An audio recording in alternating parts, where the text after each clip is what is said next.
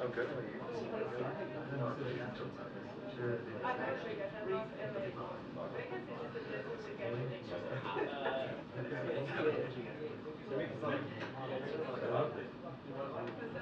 Sound like a bad thing. Yeah. Oh yeah, of course.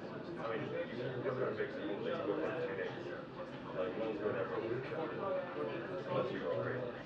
But yeah.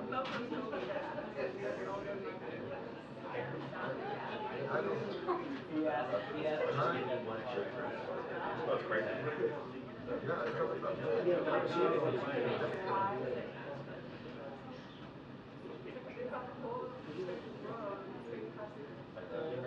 I know. And it's not dialogue as well, which is pretty cool.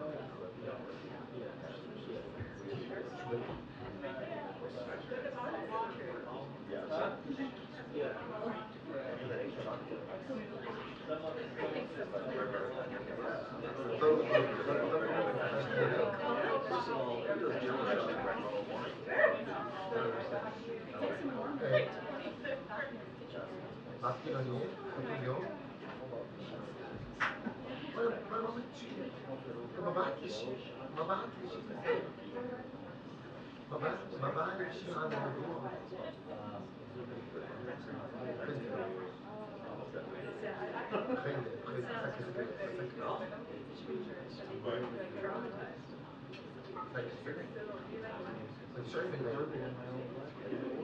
That was funny.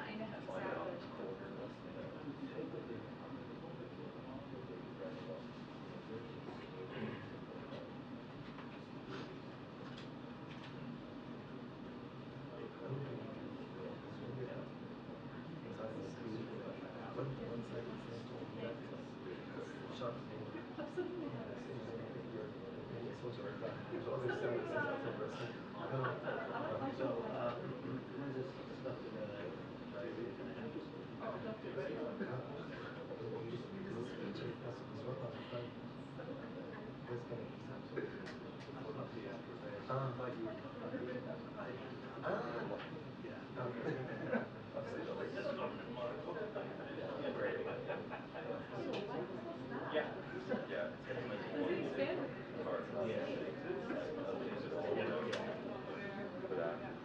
like one card. But people celebrating sorry, so it's like everybody got to something. So I wouldn't have to ban something. Yeah, it's fine.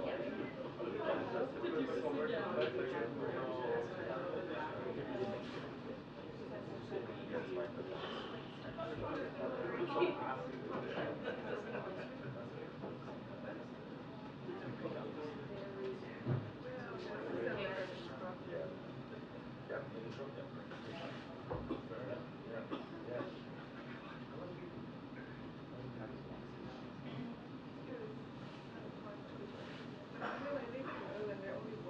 Oh, okay.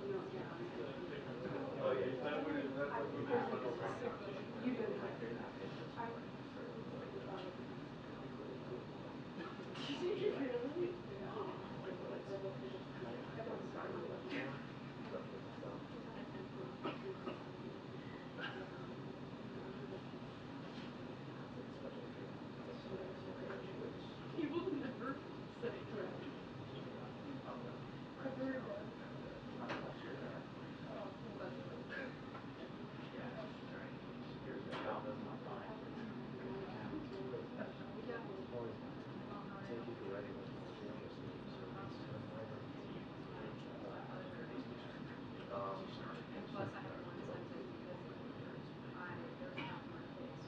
yeah. Most healing part of the shop, for sure.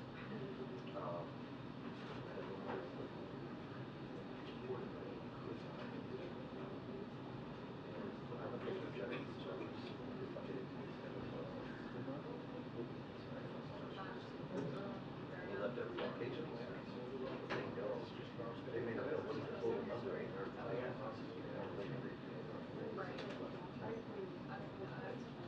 So I would have said it could not dash dash one.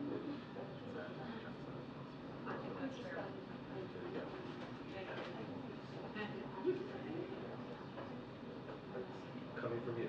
Yeah. I'm not known for concision.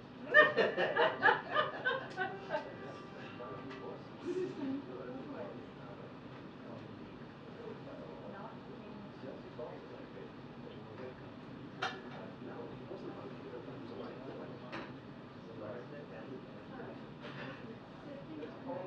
No. He made a choice. He wasn't compelled to stay. Well, could not or would not. It's very different.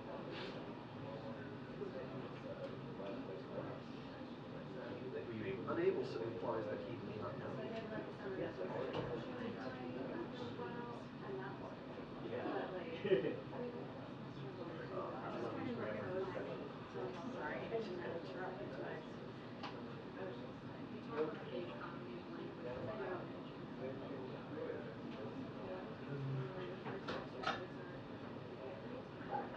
Unable is not the proper word because it maybe suggests that he doesn't want to do it.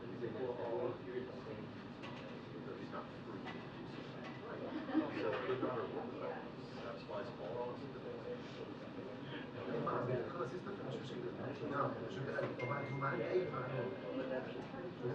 Thank God someone does. Well, that's a long. We'll see it done at some point. The stalls was on like this.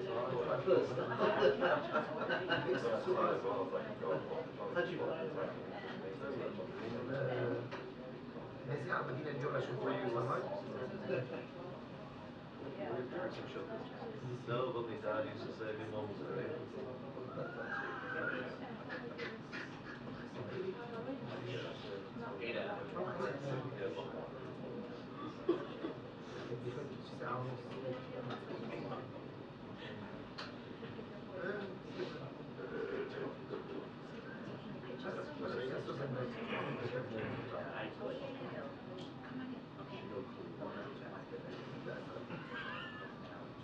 You're now at the stage of life to you're not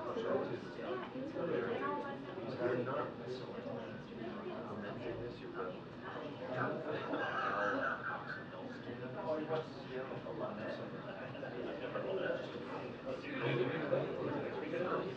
Some people are so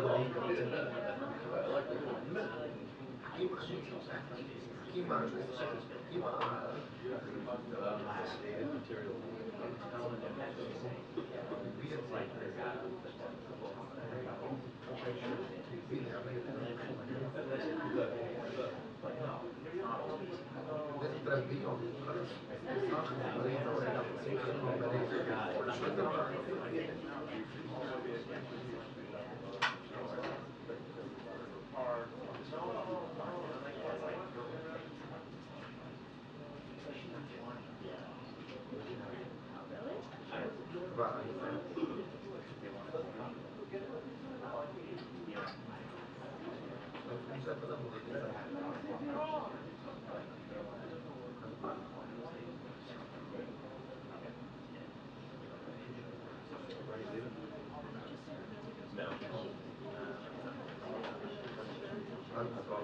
That was a fascinating exchange.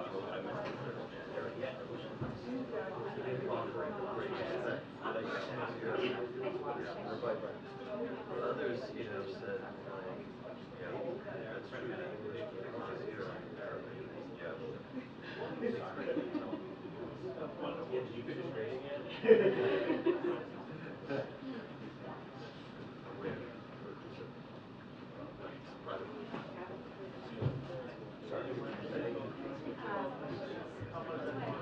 They had an exchange at the bank. Get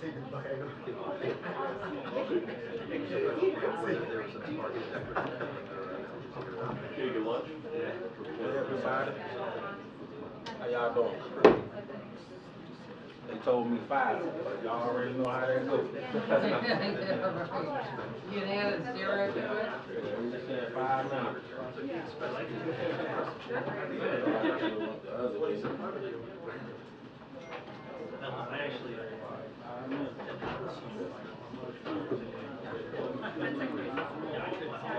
I'm sure you can catch her. She's in heels. So am I.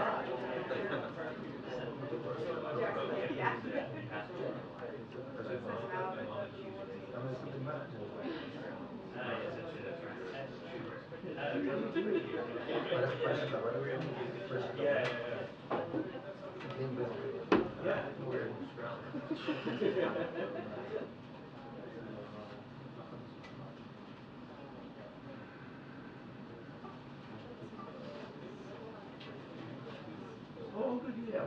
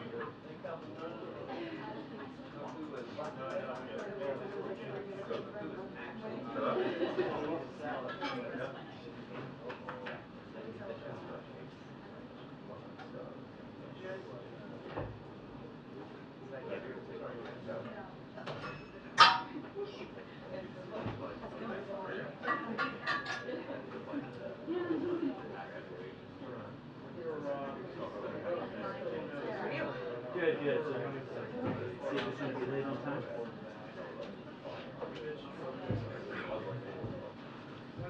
Whoa, a rare Ed and Jared side-by-side combination. Save it last. Yeah. Known as Jared.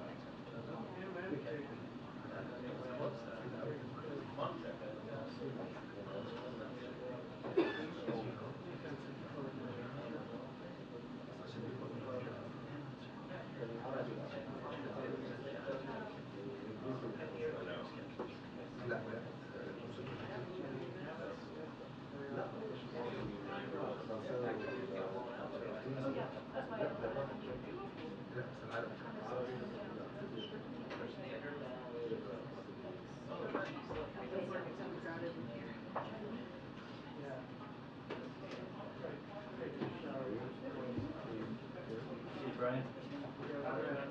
Yeah.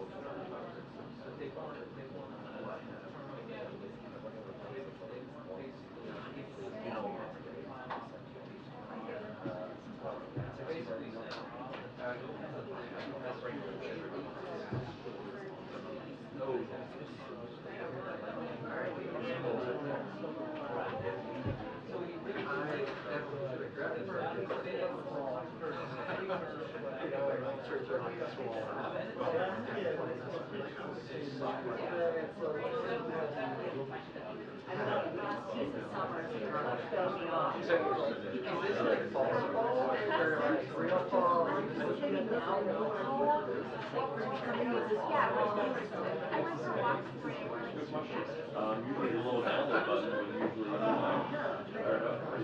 Is that the total population? For your items or storage, they don't have enough storage. So, there you go, that's what it would be. They try to send you a photo of everything.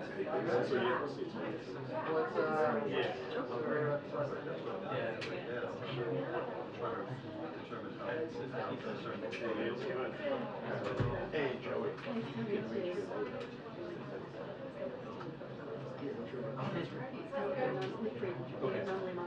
Okay, good.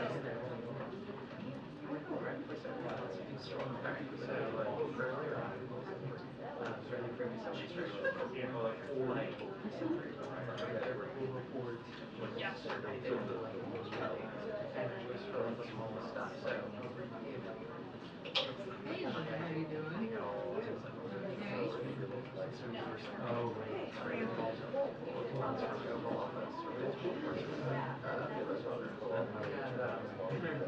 That was fine.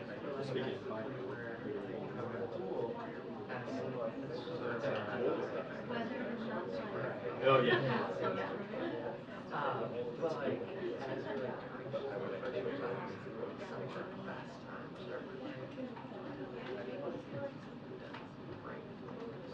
In a way, they're like you're responsible. So they're all this stuff like that's what I'm just like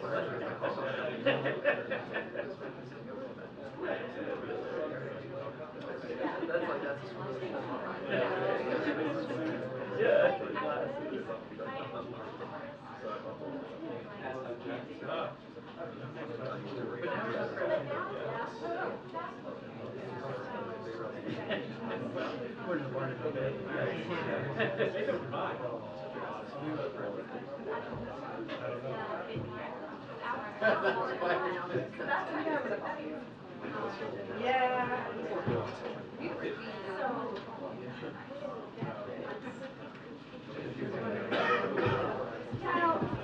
I did momentarily calculate that there was one fewer laptop on that side, but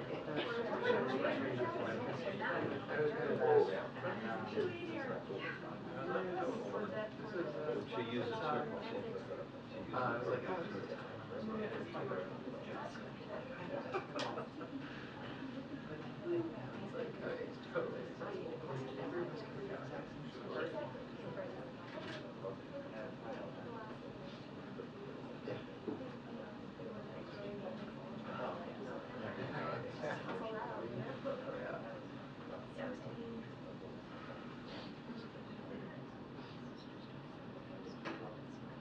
Yeah.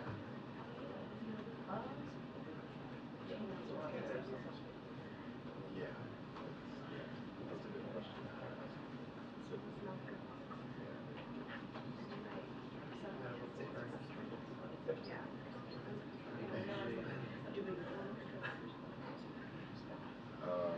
Right. Yeah. My mind went. well, that too. They could have answered you because there's no way.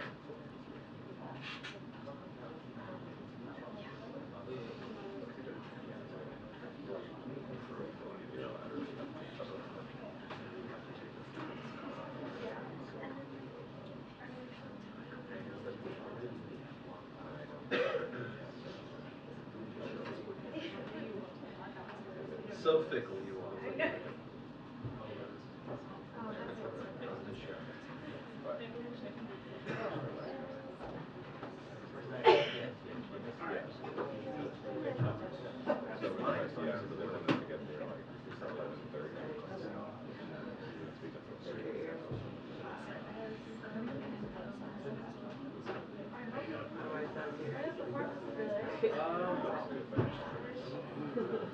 It's all coming back in the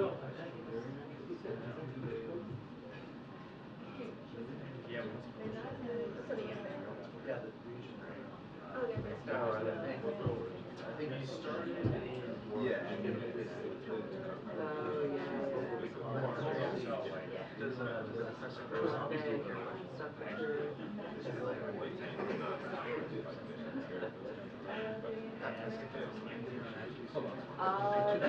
stress about it, we just keep getting probably. I don't have it, my wife has it. I was a slacker this year. I'm thinking about trying to throw together a lot of yeah. It's pretty easy. Yes, capitalism is the lines. Right. Less crowded. Oh, that's good. What is trash? She's gonna be a declassified agent. Yeah. So she was a lot. Last year she was captain of planet. So she was other things where she was green. Like, what can I do? Yeah. Right? Yeah. Actually, a friend of hers was, you remember the alien in Mexico? She was that, like, she was disembodied in the box around her head. Nice. She's in LA, so I just saw pictures of it, so oh my god. That's winning right there.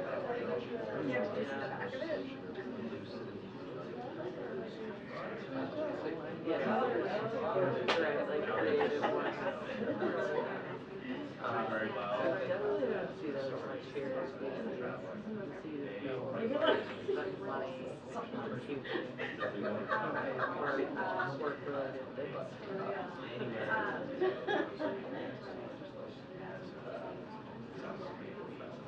But legislation needs to address still. I got it. That's your remedy. Yeah.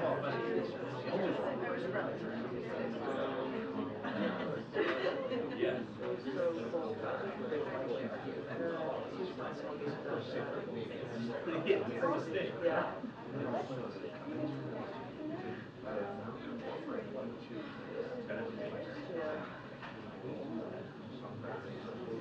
Yeah, I looked at it just still have to go. I was like so cold for 2 hours or something, but I'm feeling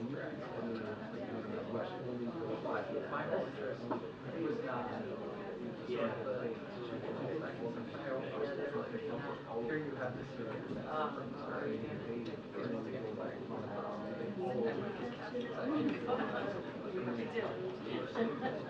Well, and it's one of those universities that survived the transition to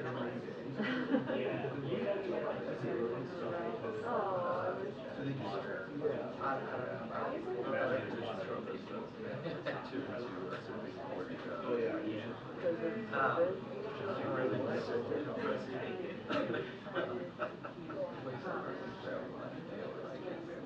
That one is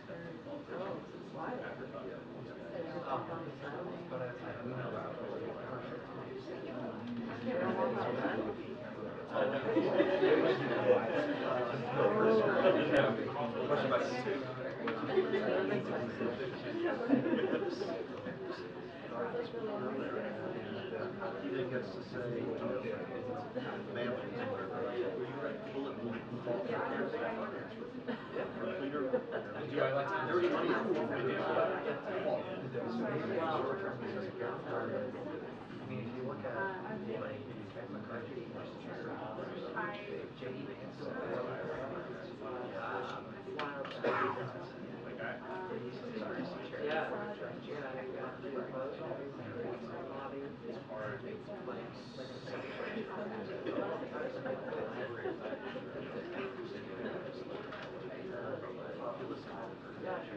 and we did like a table that we set out and the books and candy packages. Yeah. Now, Maybe for Thanksgiving, which I guess is for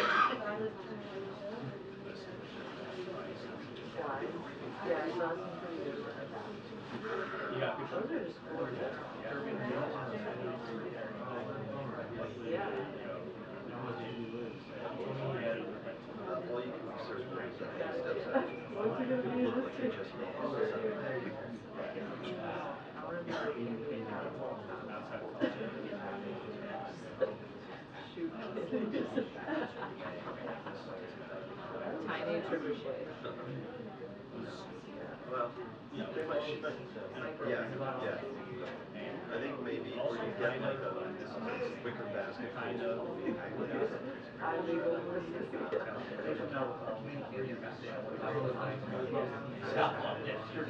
Those were good. They took all it out. Yeah, they had somebody there.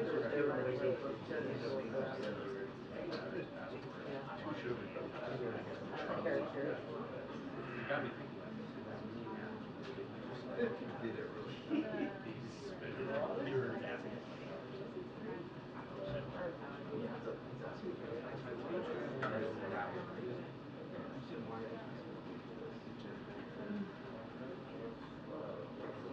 There's a suggestion of a time and then there's when it actually happens. So,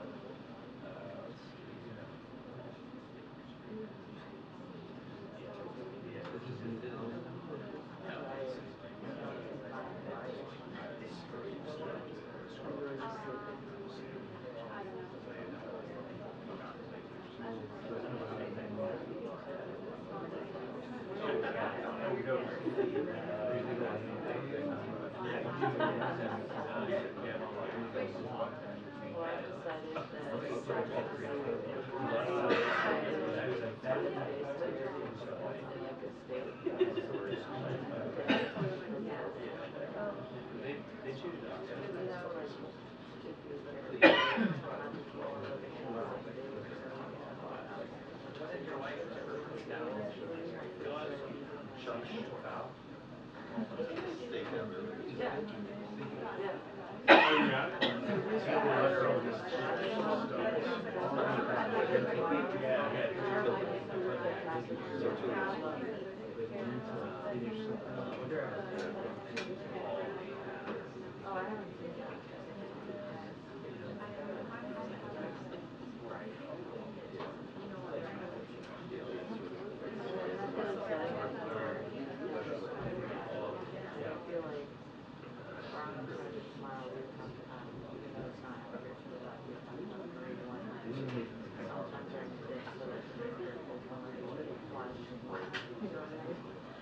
You gotta have all the possibilities.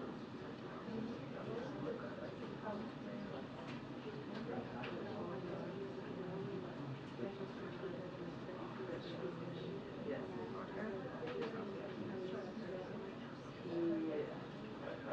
He just discovered they all are.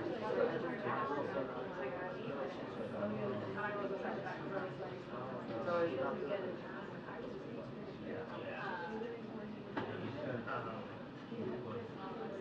I'm sacrificing. This is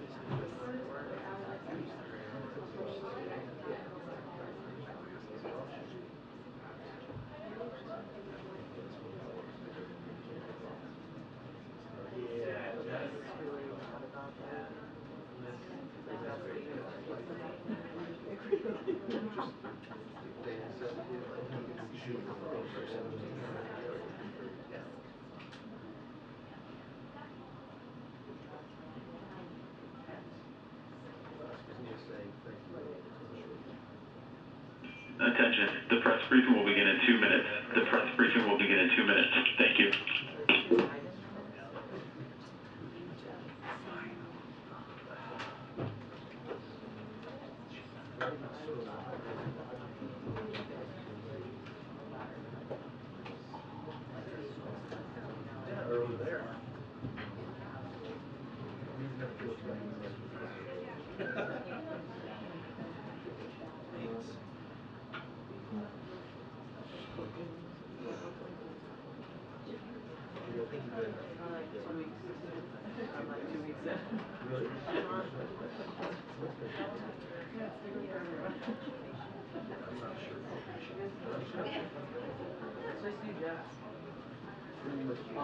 You got a handle.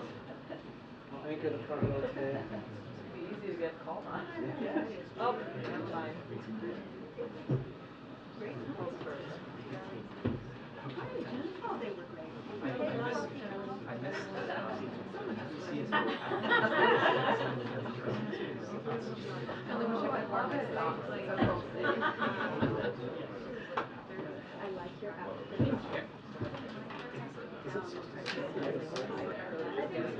We're in the bus now.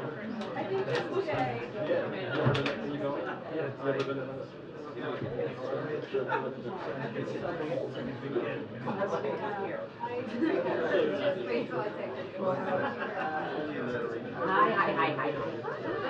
think it's like 29. It's chilly in here somewhere in my sweater. This is my blue sweater that I'm wearing. I have an identical blue sweater. Yeah. It's too chilly, so I'm sorry. I'm schlubby. Did my orange. What's your baby? Pumpkin or something? She was a pumpkin, yeah. Yeah, very nice. It's a good baby. It was. I sat her right in the chair. She was right in here. Should have left her. Oh, hi. That was a nice event. Yeah, very nice.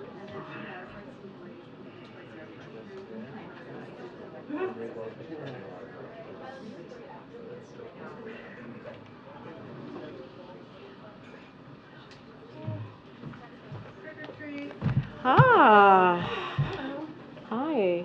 I think we have some candy. Happy Halloween, everybody. We have some candy for you all. Thank you for having our Thank you. Oh, that was lovely. It was really lovely meeting so many folks here as kids and families, and so hopefully everyone had a wonderful time, and we were happy to host all of you and your families. All right, don't be fighting over the candy now. It's enough for everybody. Happy Halloween and good afternoon.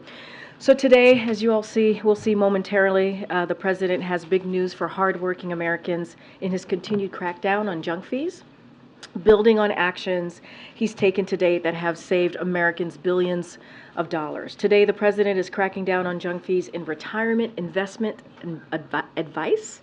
Too often, financial advisors steer clients towards certain investments, not because it's in their client's best interest, but because it means the best payout for the advisor. These costs add up. One of the investment products we looked at cost Americans as much as $5 billion per year in junk fees. Over a lifetime, these conflicts of interest can cost up to 20% of retirement savings, tens of thousands of dollars for a middle-class saver. Are you okay? Okay. All right. I'm sure your favorite is in there. That's why President Biden is announcing new actions to protect retirement security by cracking down on these junk fees. This is another key step in our work to promote competition under Bidenomics to put money back in the pockets of hardworking families. And keeping with that theme, today we wanted to highlight another drug that thanks to the president's leadership, Medicare can now negotiate lower prices to save Americans money. Enbrel, a drug that treats certain types of arthritis, is one of the first 10 drugs selected for Medicare price negotiation as part of President Biden's Inflation Reduction Act, which passed with zero Republican votes. I can see from the chart about this particular drug. Last year, more than 47,000 Medicare recipients took this drug, and those seniors spent over $43 million in out-of-pocket costs, while Big Pharma made record profits. In fact, sellers of this arthritis drug executed more than $89 billion in stock buybacks and spent $213 million on lobbying since the drug hit the market. At the same time, seniors like Judy Aiken, a 69-year-old retired nurse, are getting squeezed. Judy pays $339 per month out of pocket for just one Enbrel prescription she needs to manage her arthritis. So, While sellers make record profits, Judy is forced to watch what she spends every month. And that's wrong. The president believes that's wrong. And that's why he and congressional Republicans finally took on Big Pharma and won the ability to start negotiating these prices so seniors don't have to choose between health care and other basic needs. And thanks to the Inflation Reduction Act, millions of Americans will see lower prescription drug costs. Now, this morning, as you'll know, President Biden held a meeting with a bipartisan group of senators to discuss efforts to ensure trust, safety, and accountability in AI development. Senate Majority Leader Chuck Schumer was here, Senator Mike Rounds, Martin Henrich, and Todd Young participated in the meeting, and the president thanked them for their leadership on this incredibly important topic.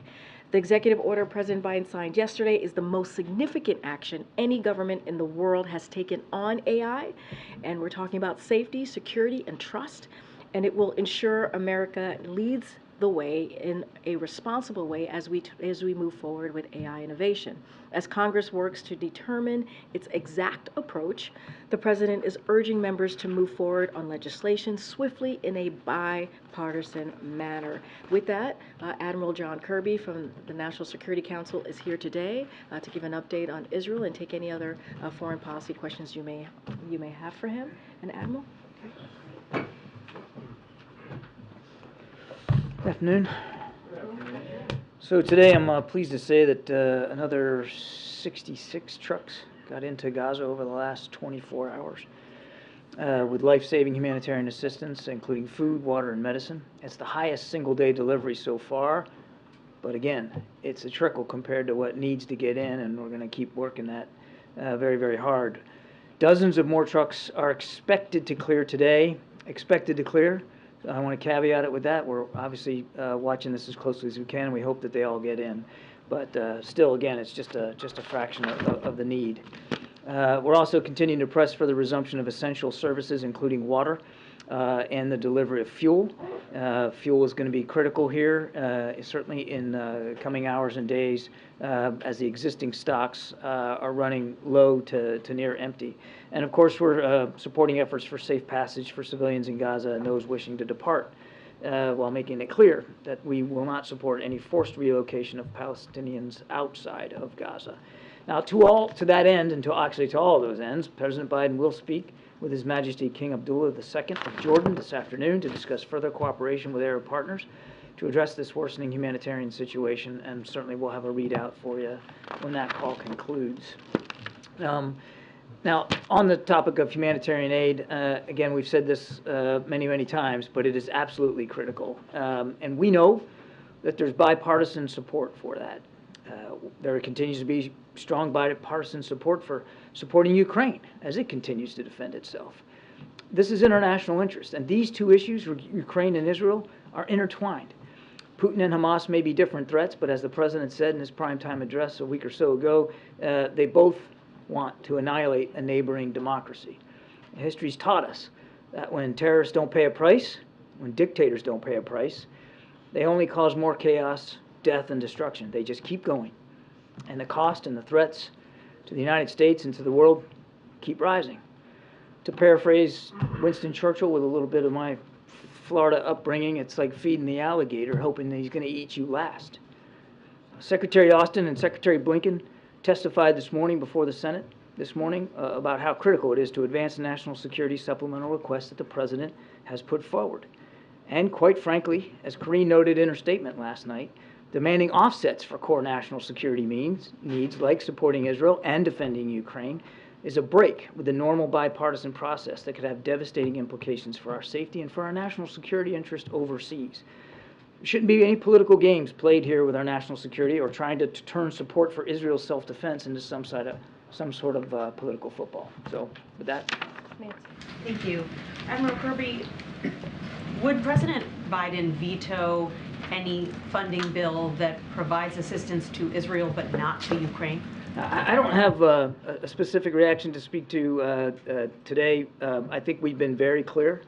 You saw it in Karine's statement last night, how deeply concerning this House Republican bill is, and how it doesn't meet our national security needs. And as Commander-in-Chief, the President's never going to do anything that doesn't meet our key national security needs. Would the President support a bill that provides funding for Israel but also cuts more from the IRS? The President believes that the supplemental request we submitted in every aspect, in every bucket of funding that we're asking for, is critical for our national security needs. And I would remind that these are urgent requests. That's what the supplemental is all about. These are key, urgent national security needs. And there was a time when, you know, that the key foreign policy objectives of the United States and our national security was apolitical, and it needs to be in this case too. To lawmakers who say, I want to support to fund Israel, I don't want to support funding for Ukraine, you say what?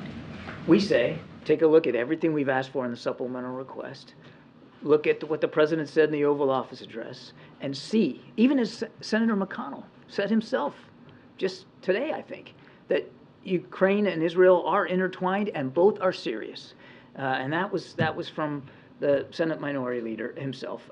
We say, first of all, we know that there's bipartisan support, even in the leadership, that those who are against trying to fund Ukraine or trying to siphon off humanitarian assistance out of the Israel funding, they don't represent the majority of their caucus. And again, take a look at the whole request and see how important it is for all our national security needs. Thank you, Admiral. A massive blast has been reported at a refugee camp in Gaza, in one of the most densely populated areas, and IDF spokesperson said that they were targeting a Hamas commander. What can you tell us about this, and does that, in your view, mean they violated the laws of war? Can't say much. I mean, this all just happened just before I came on out here, and I just don't have a lot of information on that.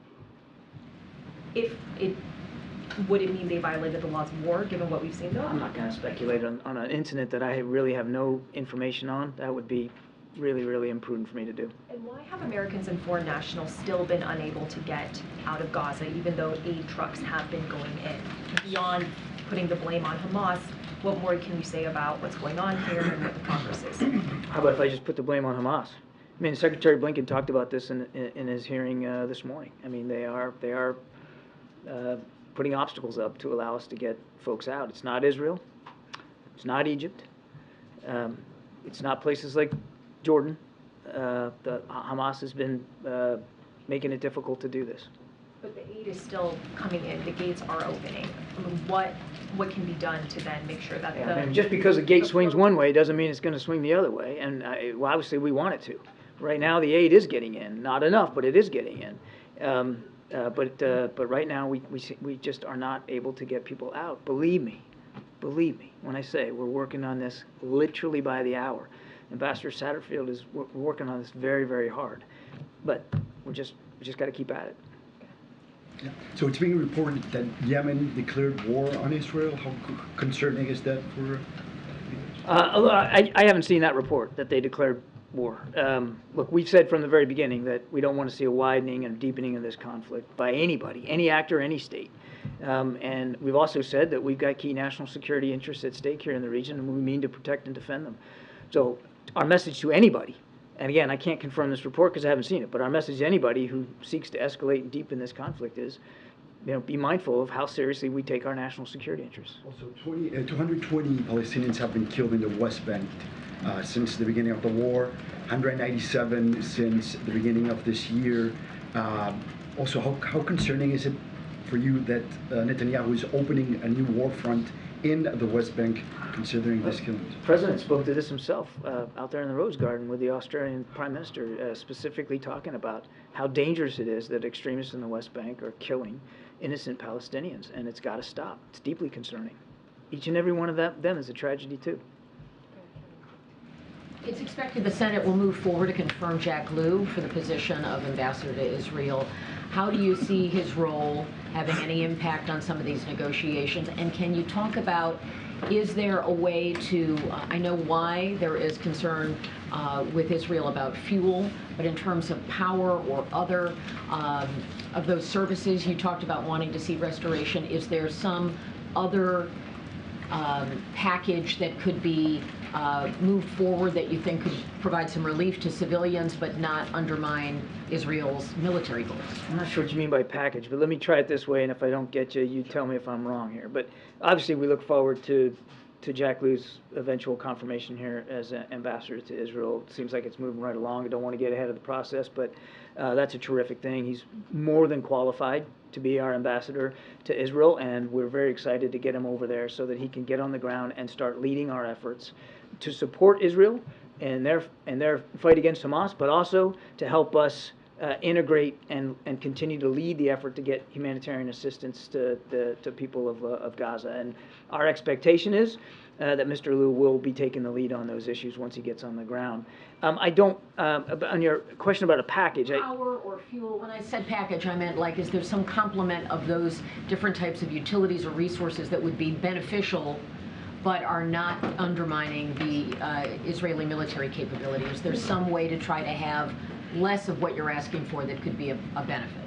We would argue and have argued that all of those essential services, as I mentioned in my opening statement, are critical. They're all important, and they're all urgent right now, particularly fuel. And fuel's related to the water problem because they use it for the pumps at the desalination plants. So we would argue they're all critical, and we are literally working this in real time. Now, some food got in on these trucks today, bottled water, and that's, I'm sorry, sir, I said water. Some water got in on the trucks today, sorry. No fuel has gotten in. And the existing stocks are dang near down to zero, and that's perilous here for the hospitals, for the water pumps, and so we're working hard with Israel to make sure we can find some accommodations to get fuel in. I've heard this argument, and it's particularly by some of the Republicans in the House that or even in the Senate, by putting fuel in there, we're helping Hamas. I want to be very clear on this. We have seen no indication, none, that Hamas has gotten their hands on any of the humanitarian assistance that has gone in. None of it. It goes from these UN trucks to humanitarian organizations and the UN for delivery to the people of Gaza. That's what we've seen with every single one of them. And with the fuel that was existing in tanks that they could tap simply went to existing legitimate humanitarian needs. And we will, and we have, tried to make assurances to the Israelis that we will continue to monitor fuel should it go in with the same diligence that we have and our UN partners have been monitoring the food and the water and the medicine. Way in the back, go ahead. Thank you. Netanyahu has said that the fuel is being withheld by Hamas.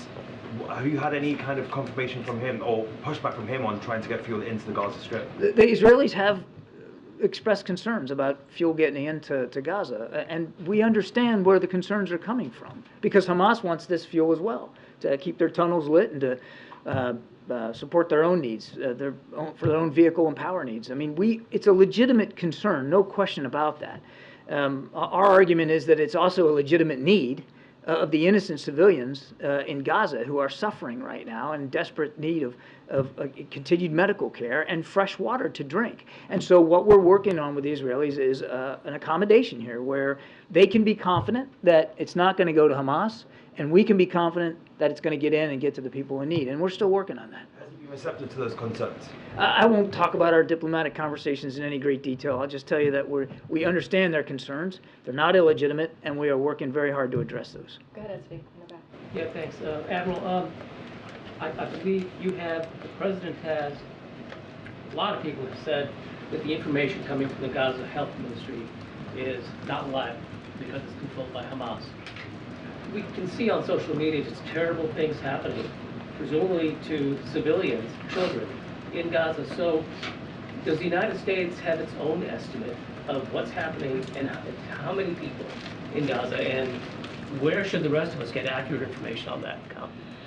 We are doing the best we can to try to get an assessment of the scope of the casualties.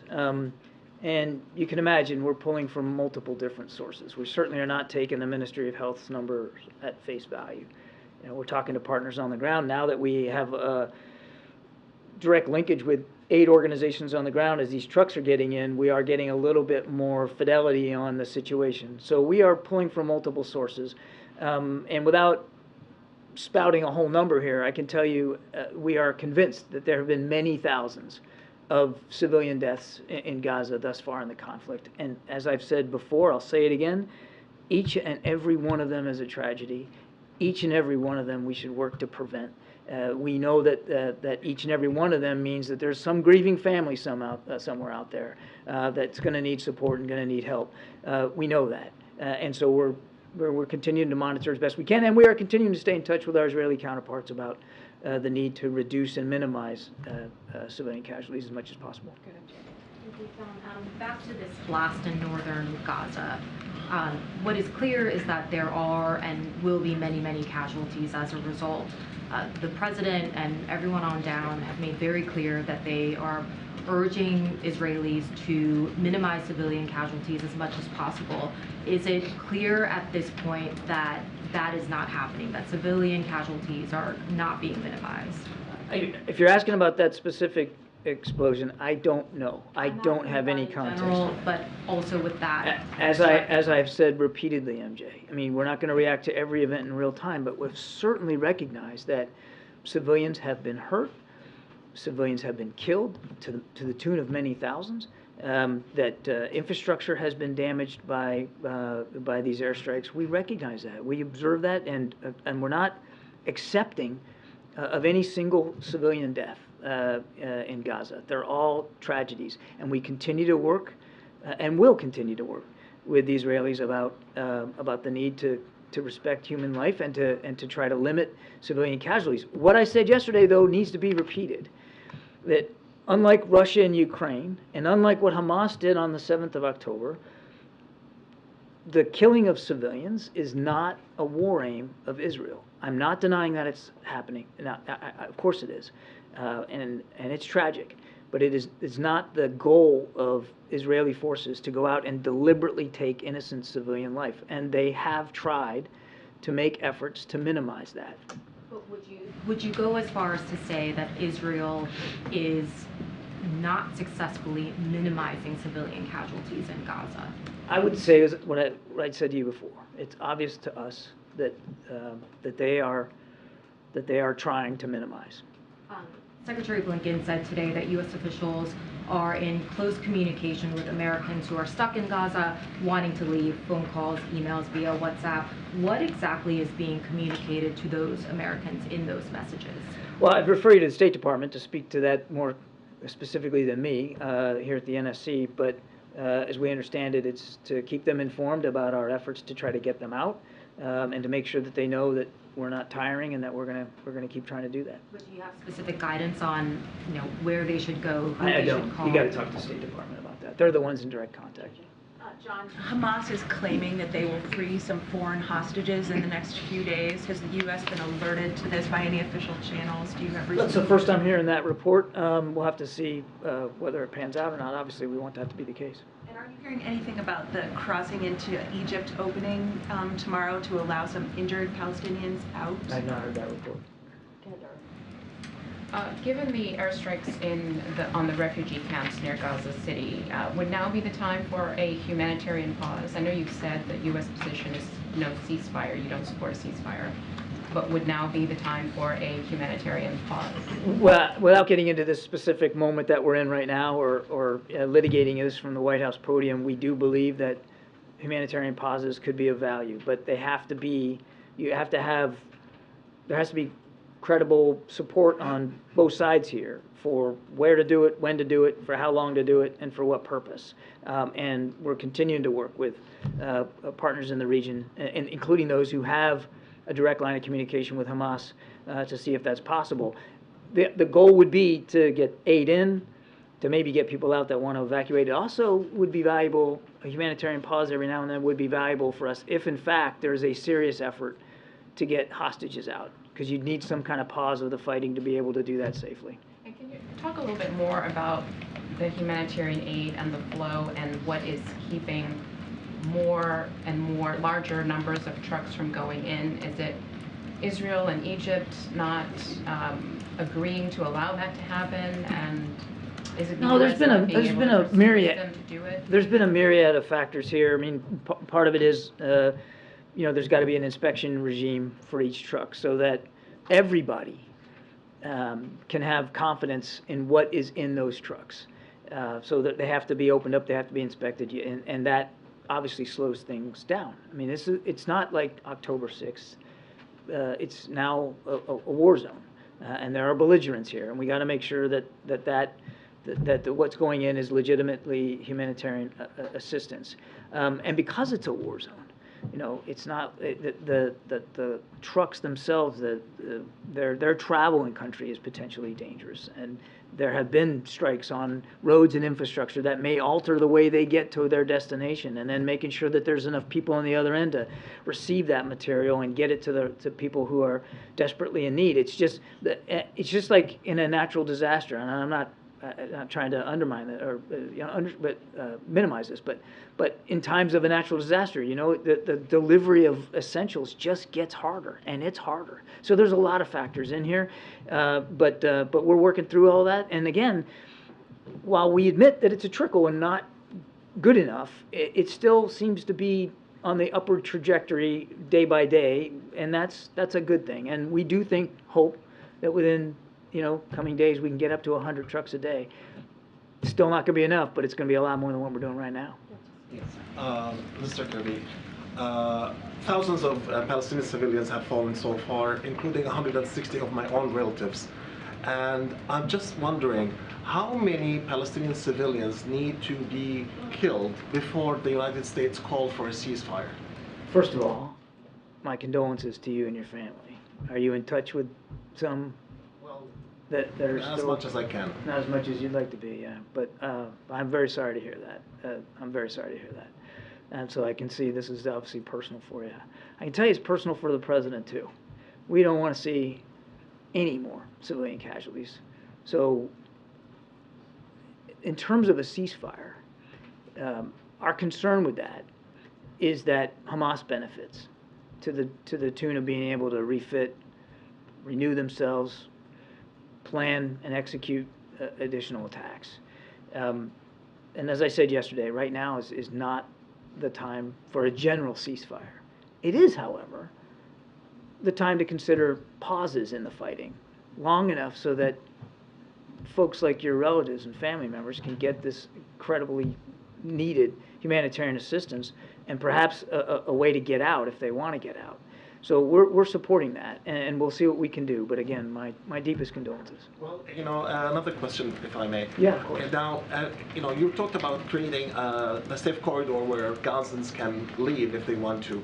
Does the United States guarantee their return, or is it going to be like 1948, where like ethnic cleansing and like, you know, they're not allowed to return? As I said in my opening statement, our policy is not to have some sort of permanent settlement outside of Gaza. For the people who call that home, we want them to be able to go back home, and do so safely and effectively. We are not calling for their permanent refuge from the country. You know, during the weekend, Prime Minister Netanyahu referenced the Amalekite, which is a biblical reference talking about the genocide that happened in the biblical times between the Israelites and the Amalekites. Is that a concern for the U.S. administration? I'm afraid I'm not qualified to speak much on biblical history here, but obviously, I think we've been crystal clear, not only there but around the world, on our concerns about genocidal behavior by any leader, and that is not what we're seeing Israel desire to do. That they are going after Hamas terrorists, going after leadership that attacked their country on October 7th in a gross and barbaric fashion. They are not interested in genocidal activity to the people of Gaza. Now, again, we recognize there have been many thousands of casualties. Way too many. Should be zero. We understand that. But their war aim, as I said earlier, is not to target the innocent civilians of Gaza. Their war aim is to go after Hamas. Thank you. John, the people in this country making violent anti-Semitic threats, are they domestic terrorists?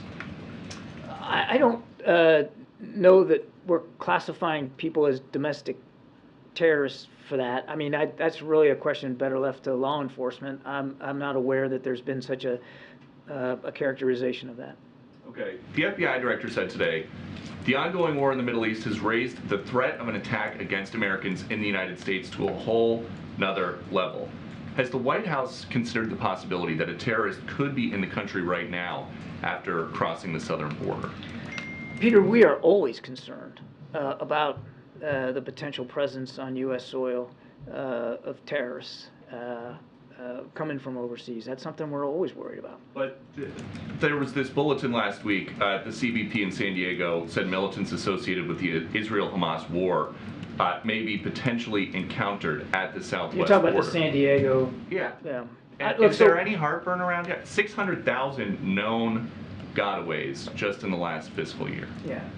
Is there any heartburn about leaving the border in such a condition that one of those 600,000 could be a terrorist? So let me just break this down for you just a little bit here. First of all, I can't speak to this intelligence report that was leaked to the media. I wouldn't do that. I can tell you that we are constantly monitoring as best we can all ports of entry to the country for the potential arrival of anybody who might wish us harm. And one of the things that the president asked for in this supplemental was additional funding for border security, for like 1,500 more Border Patrol agents and better technology at the border. I mean, so again, we would urge Congress to take a look at that supplemental request and pass it. But if the general gist of your question is, are we taking the potential threat seriously? Of course we are. The general gist was, is it possible that somebody who wants to commit a terrorist attack during a time of elevated threat crossed the southern border into the United States already? I couldn't possibly answer that question, Peter. All I can do is tell you that we have remained vigilant to that potential threat. Good job. Thank you. John, can you give us an update on how talks with the Qataris are going in terms of helping hostages get out? I really am not at liberty to get into too much detail, Jeff. What I can assure you is that we are still having discussions with our partners in the region, and the Qataris have been useful in that regard. We are continuing to have discussions about getting the hostages out. Following up on MJ's question, the IDF has confirmed while you were standing here that the attack on the refugee camp and hospital was an Israeli one. How do you square that with what you're saying about Israel trying to avoid civilian deaths? Again, you're getting me a little unawares here, Jeff. I didn't see that that comment. I didn't see that report. So I don't want to speculate about what might have happened or what might not have happened. What I can tell you is that we have indications that they are trying. I'm not predicting that on any given day they aren't going to fail to meet their own expectations about killing civilians. Sadly, our own experience as a military over the last 20 years has shown us that even with our best intentions and all the efforts that we put in to avoiding civilian casualties, we still cause them. And it's tragic each and every time. But I just, without the context of this event, I'm going to be careful about what I speculate on here. People who are seeing the numbers, and you've also said it's been thousands, is there anything more you can say besides indications? What evidence do you have that Israel is trying not to kill it's civilians? based on literally a daily conversation that we're having with our Israeli counterparts about their goals, their strategies, and their plans, and the questions that we would hope they're asking themselves, like we would ask ourselves before embarking on military operations. Thank you. Admiral, just to talk about the fuel situation again in Gaza, the lack of fuel, the Ministry of Health, the director there, said that essentially that they're going to run out of fuel tomorrow. I was wondering if that aligns with your assessment of how the levels of fuel are, especially when it comes to the hospitals and the generators. It's a similar timeline that we've heard from aid organizations in the UN. It's not totally out of the scope of what we heard from other actors, that it could be that soon. Is that sense of trauma and sense of urgency being felt in the conversations about the need to get fuel into Gaza, especially when we're talking about hospitals, when we're talking about generators, babies on ventilators and those kinds of things? Is that sense of urgency being felt, and is it being heard by the Israelis as well? It's absolutely being felt, and we have continued to communicate this with our Israeli counterparts. There's definitely a sense of urgency here. John, a follow-up on the humanitarian pause. Given the recent comments from Prime Minister Netanyahu and kind of what we've seen in the last few days, are you getting any indication from the Israelis that this is something that they would even consider? And how much of a priority is this for the administration to get a humanitarian pause to make that happen? I don't want to speak for the Israelis. I would tell you that they too want to get their hostages out. They too want to get those folks back home to their families, and they recognize that in order to do that safely, you're going to have some passage some pause in the fighting to be able to do that so that they can get home safely. So in a general sense, they see the value in some kind of a localized temporary pause to get their folks back home. Thank you, Karine.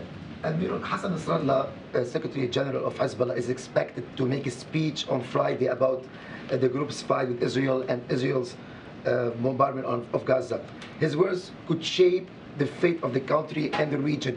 What the U.S. is doing, monitoring the situation for sure. What's going to do if Hassan Nasrallah decided to declare war on Israel? Well, I'm not going to get into speculating about a hypothetical like that. Let me just give me a second here. Sure. We're watching this very, very closely. And one of the reasons why the president sent an extra carrier strike group into the region and parked one in the Eastern Med is to make sure we send a strong message to any actor, including Hezbollah, who may want to widen the conflict. They ought not to do it. We take seriously, as I said earlier, our national security interests in the region. Now,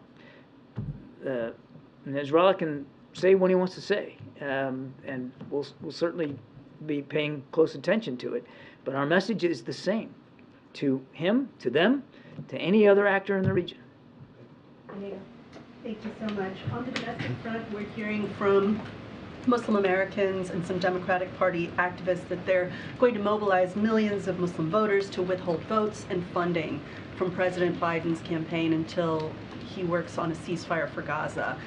Is the White House concerned about that? And then going to your weird crocodile metaphor about... It was an alligator. And I didn't think it... And it wasn't... It was Churchill, not me. Sorry. Going to your alligator metaphor about aid to Israel being isolated in that package, is it the White House's view that the U.S. can afford to fund Israel, Ukraine, Taiwan, and the U.S. border in one package? And then I have a diplomatic question. Okay, well, your first one I'm not going to answer because I'm not going to get into electoral politics one way or the other. On your second question, the answer is yes. What's your third one? Okay, just comparing the readouts of President Biden and Jake Sullivan's meetings with Saudi officials, we're now seeing a mention of Iran. Or rather, we're now seeing mention of the White House saying that they're asking the Saudis to work with Iran. Is that something that the White House is asking Tehran to do to pressure? Let me start over. Is that something that the White House is doing, asking Riyadh to lean on Tehran to show restraint? And how receptive are the Saudis? Yeah, I don't want to talk about our diplomatic conversations with the Saudis. We have been, I think, crystal clear about the concerns over Iran and their destabilizing activities and their support for these groups throughout the region. I think I'll leave it there. Yeah, last question. Go ahead. On the visit by the Saudi defense minister, can you talk about where things stand with the normalization negotiations as they were happening before October 7th and kind of where they stand now? I think, again, without getting into the specifics of diplomacy, I think we came away from those discussions confident that there'll be a path to get back towards to normalization and that there's still interest on the Saudi side in pursuing that. Obviously, what's going on between Israel and Hamas makes it harder to make practical progress on it right now. I would also remind that even before October 7th, we were still months away from some sort of agreed-to framework. We're still committed to it. It's clear to us that the Saudis are still committed to it, but obviously we're all focused, including our Saudi friends, on what's going on here in Gaza. John, wait a minute. Before you leave, if Hamas terrorists attack the U.S., would U.S. put boots on the ground in the Middle East? I won't speculate about that, Brian. We'll obviously do what we have to do to protect our troops and our facilities. All right. Thank you. Thanks, Admiral. Thank you. All right, just have a few more minutes left. Anybody else? Well, Darlene, you want to kick us off? Thank you. Given the House Republican decision to just move forward with funding only for Israel, is it the position of the White House that Speaker Johnson is bound by the deal that former Speaker McCarthy struck with the White House earlier this year, the budget deal? The budget deal that 2/3 of the House Republicans voted on and is now law? Yes. Yeah, well, it's law. So, yes, as it relates to the budget deal that occurred early summer, that was voted on by the House and the Senate and is now law. So, yes. A couple of quick housekeeping things. Is a trip to Maine for the president under consideration? So let me just say that we are appreciative of the governor of Maine inviting the president to visit. As you know, when the president visits any state anywhere, there's a lot of logistics that has to come into play. Don't have anything to share on a potential date, but certainly we are appreciative. And as you know, the deputy director of the gun prevention office, Greg Jackson, as I mentioned, I believe yesterday, is on the ground providing support to the community, much needed support to the community, and folks who certainly were deeply affected by and victims by the shooting last week. And the summit on Friday, the president is having with Western Hemisphere leaders, economic summit. Are leaders coming to Washington for that? Is this an in-person thing or is it virtual? So NSC, I believe, is going to be holding a backgrounder on this, a briefing on Thursday, so they'll have more information. There will be leaders from countries across the North and Central America will be here, so I don't want to get ahead of who actually will be in person.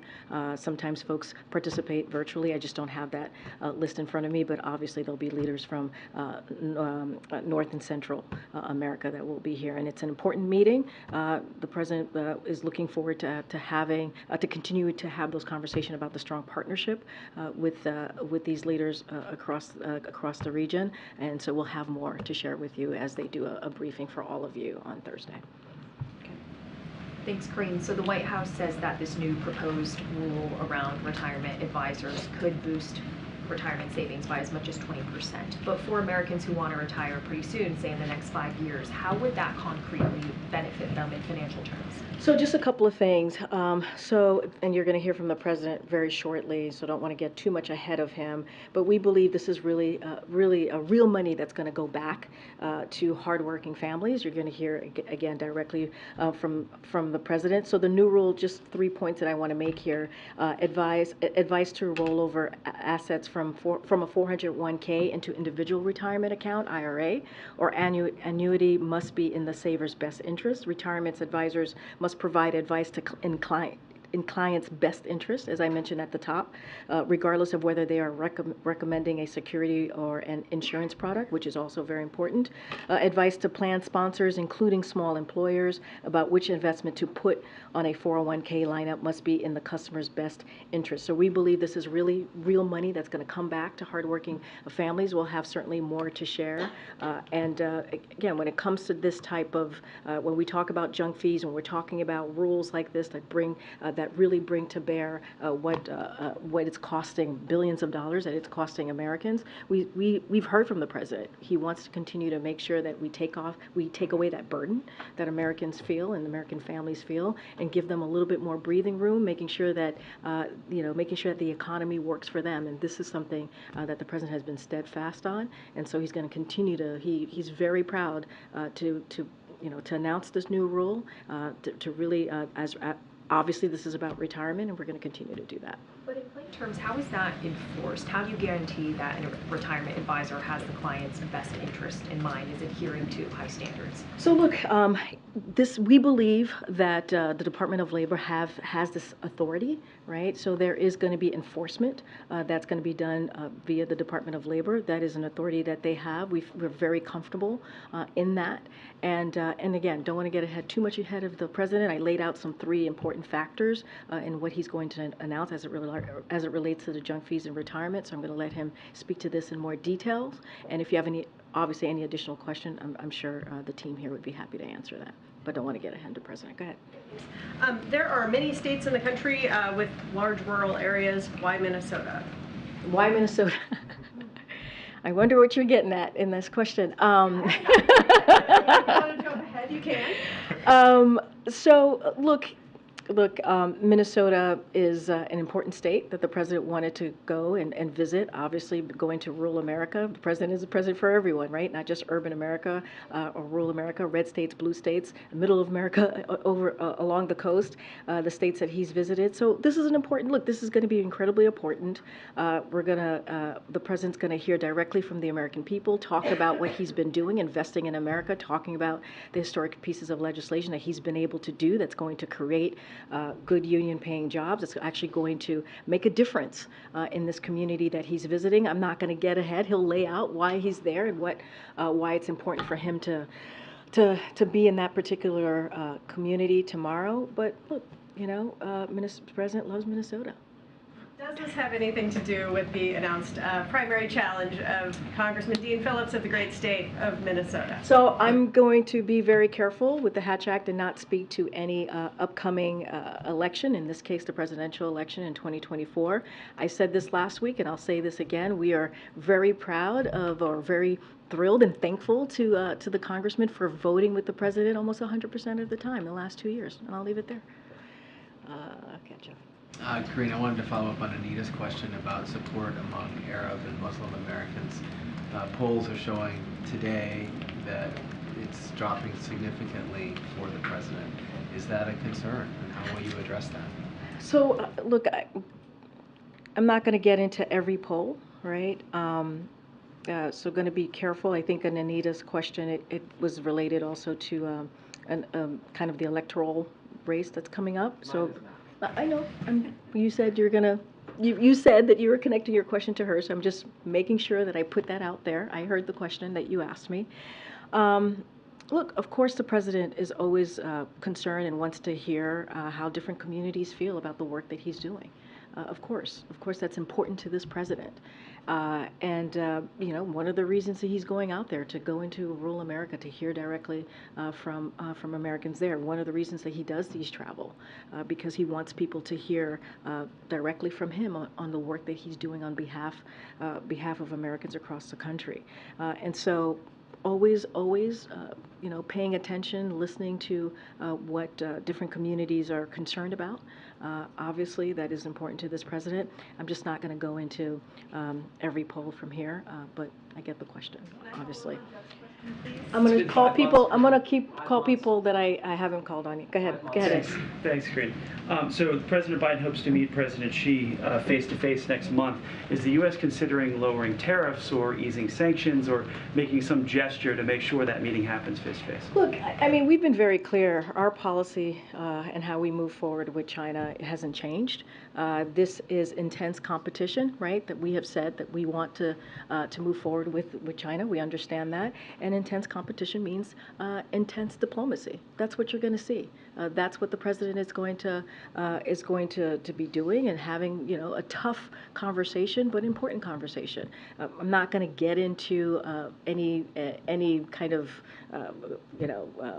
decisions made on this. This is going to be about the diplomatic conversations. We've seen about three secretaries go to China and having these diplomatic conversations. We saw Secretary Blinken. We saw also National Security Advisor Jake Sullivan having important conversations, diplomatic conversations with their counterparts in China. This is important. This is an important relationship. Again, this is about competition. That's what we want to see with China, and this is going to be an important diplomatic conversation that they're going to have. Is the Chinese not saying yes at the moment to what? To a face-to-face meeting?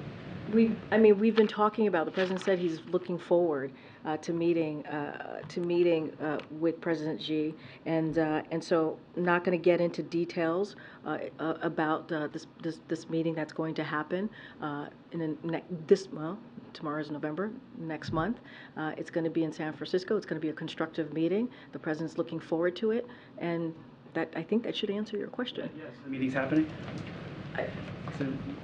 The 15th? Yes. Okay. Thank you. We've been clear, we believe we've been clear about that. I'm just not going to get ahead of the process. I'm not going to get ahead of the agenda. Again, this intense competition it's always important to have this type of diplomatic conversations. That's the best way to manage this type of competition that we see through intense diplomacy, and that's what's going to happen. That's going to be happening with the president. Go ahead. Confirm that the meeting with President Xi is happening? What I'm saying is that we're aiming to have a constructive conversation meeting between the leaders in San Francisco in November. So that's what I'm saying. That's what's going to happen the next month in November. We're having a constructive conversation in San Francisco. Yeah. So I think I just confirmed it. Go ahead, Karen. Okay, I was going to ask that too. But back to Maine, without confirming any trips or talking about that, has the president spoken to the families of the victims of the shooting in Maine? Don't have any conversations or any readout for you at this time. With the families. Obviously, the president's main goal right now has been to make sure that folks on the ground have the resources that they need. We understand. Certainly our hearts and prayers go out to the families and the victims that lost so much on that awful, horrific day last week. And so that continues. As I mentioned, Greg Jackson, who's the deputy director of the new office, is on the ground providing that support, that much needed support on the ground. We don't have any calls to read out. And knowing what we've seen come out now about the gunman's mental health and some of the warning signs that were there, does the president believe that there was something specific that could have been done to prevent that shooting? So here's what we know. We know that more work needs to be done in Congress. We need to see more legislation to deal with what we're seeing, to deal with this epidemic, gun violence epidemic that we're seeing across the country. We need House Republicans to get on board. And that is one way to save lives. And we're tired of this. You know, I'm tired of it. The president's tired of it. I'm sure all of you are tired about talking about these horrific mass shootings. You know, there's a reason that this happens, these types of mass shootings happen here in this country, right? And so we have to see legislation moving forward to deal with this epidemic. The president has put forward, as you hear us say all the time, more than 24 executive orders to deal with this gun epidemic, more than 24. And he put together an office to deal with this gun violence, a historic office, something that we've never seen before from an administration, because he knows that more needed to be done. And he wanted to make sure that these executive orders are moving forward, and also this bipartisan law that was passed to deal with gun violence last year. We wanted to see that expedited, and we wanted to see those processes moving a lot faster. And so that's one of the reasons he put forward the office. But look, we know what works. We know there is common sense legislation that could be put forward right now that can get passed, put it on the floor, put it together, right? Get passed so that we can save lives. We should not have gun violence, guns being the #1 killer of our kids. That should not be. And then the question is, to House Republicans, to Republicans in Congress, why is that happening? Why is that happening, these mass shootings happening here in this country? Because they could change that. They can. All right. Again. Karine, you talked, well, actually, I wanted to ask, you've served in this role for quite a while now. I don't know what the average tenure is for a press secretary, but what's your anticipation moving forward? How much longer would you like this job? I'm not going to talk about my bed. We're going to move forward. Go ahead. After today. After today. Go ahead. Back to the Minnesota trip. Rural voters are increasingly voting Republican. To what extent is this trip part of an effort to reach out to conservative communities? Will the president or any of the cabinet secretaries be going to any red districts on this? So, look, the president says this all the time. He's the president for everyone. Again, I just said this at the top earlier when I was answering this question to one of your colleagues. It doesn't matter if it's a red state, blue state. It doesn't matter. He is a president for everyone. So it is important. It's not the first time he's going to a rural area to talk to Americans there. And so he's going to do that tomorrow. and talk about what he's done on behalf of this community, but on behalf of Americans across the country. And so this is, the president truly, truly believes that he is a president for everyone. And so this is part of that. It's important, just as he goes to urban parts of the country, suburban parts of the country, to also visit rural areas of the country too. And that's what you're going to see from the president. You'll hear directly from him and he'll speak to it. Go ahead. Jojo. Yeah, thank you. That's my new nickname. I know. I saw your tweet. You're enjoying your new nickname. Yeah, you know.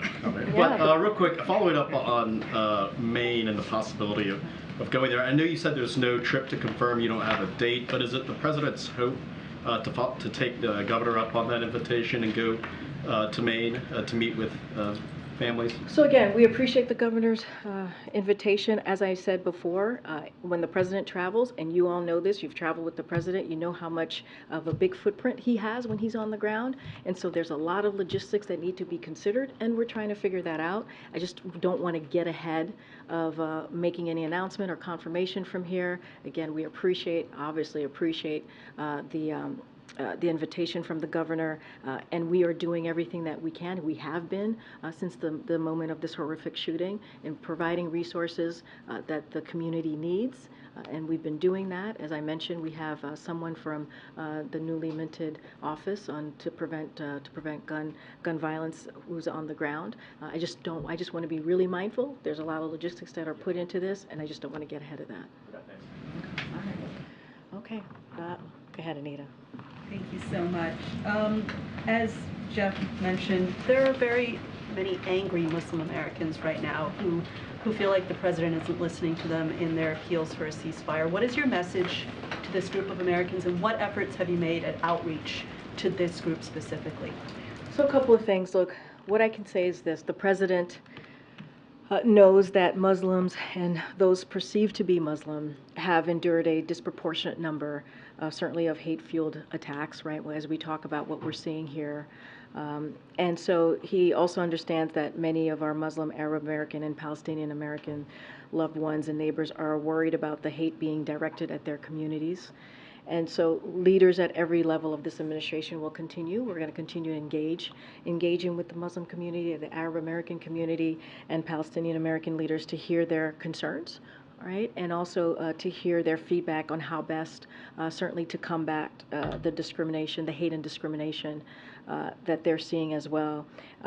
We have been in close contact with folks in the Muslim community. We've been in close contact with Palestinian Americans, Arab Americans as well, appointees here, Jewish American appointees as well, to ensure that their perspectives are heard, and that we continue to respect, obviously, their perspective. And so we're going to continue to hear from the community. That's something that we want to do. As I was talking about rural America and how the president is a president for everyone, we certainly want to continue to keep those lines of communication open, and that's really important. Go ahead. Yeah. Okay. Thank you, Karine. Just real quick, how closely, if at all, is the White House tracking this 14th Amendment lawsuit in Colorado? I don't have anything to say about that. I'm not tracking that very closely. There's no concern that if former President Trump is taken off the ballot, it might embolden support for him in other states? Look, I'm just going to be really, really careful on anything that is related to ballots, elections, upcoming elections, especially as you're asking me about 2024. I'm just not going to comment. Certainly not going to comment from this podium from here. All right, thanks everybody. It's anti-democratic to refuse questions from one of our country's 4 largest newspapers, Karine.